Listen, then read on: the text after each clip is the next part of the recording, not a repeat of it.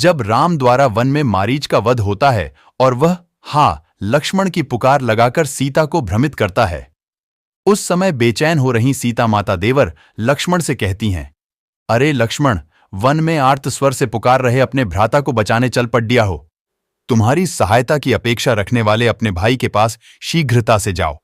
वे राक्षसों के वश में पहुंच रहे हैं, जैसे कोई सांड सिंहों से घिर जाए।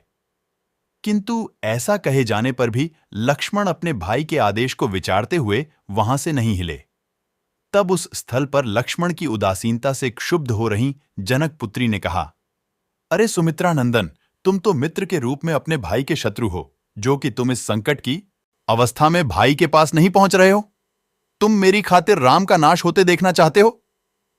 सीता ने बहुत कुछ भला बुरा कहा, जिससे लक्ष्मण का विचलित होना स्वाभाविक था।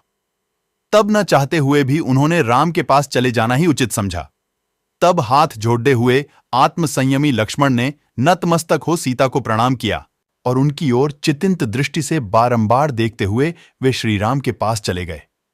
और तब सन्यासी का रूप धरे रावण को उपयुक्त अवसर मिल गया, अतः वह शीघ्रता से वैदेही सीता के पास आ पहुंचा।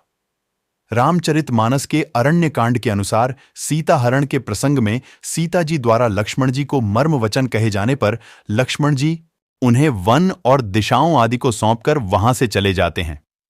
लक्ष्मण रेखा का किस्सा रामायण कथा का महत्वपूर्ण और प्रसिद्ध प्रसंग है। यहीं से वनवासी राम और लक्ष्मण की जिंदगी बदल जाती है। रामायण के अनुसार वनवास के समय सीता के आग्रह के कारण भगवान राम मायावी स्वर्ण मृग हिरण के आखेट हेतु उसके पीछे चले जाते हैं। थोड़ी देर में सहायता के लिए राम की पुकार सुनाई देती है तो सीता माता व्याकुल हो जाती हैं। वे लक्ष्मण से उनके पास जाने को कहती हैं, लेकिन लक्ष्मण बहुत समझाते हैं कि यह किसी मायावी की आवाज है, राम की नहीं। लेकिन सीता माता नहीं मानती हैं। तब विवश होकर जाते हुए लक्ष्मण ने कुटी के चारों ओर एक सुरक्षा रेखा खींच दी और सीता माता से कहा कि आप किसी भी दशा में इस रेखा से बाहर ना आना। लेकिन तपस्वी के वेश में आए रावण के झांसे में आकर सीता ने लक्ष्मण की खींची हुई रेखा से बाहर पैर रखा ही था कि रावण उसका अपहरण कर ले गया। उस रेखा से भीतर रावण सीता का कुछ नहीं बिगाड़ सकता था।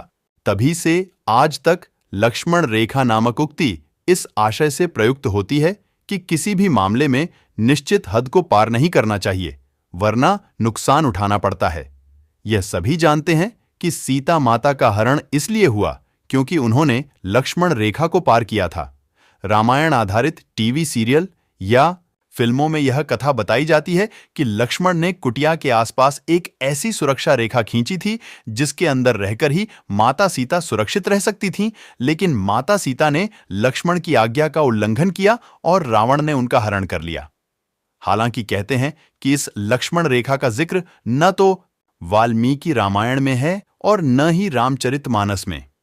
हां, मंदोदरी एक स्थान पर इस तरह की रेखा का इशारा जरूर करती है। दूसरी ओर बंगाल के काले जादू वाले काल में कृतिवास रामायण में तंत्र मंत्र के प्रभाव से लक्ष्मण रेखा की बात कही गई है।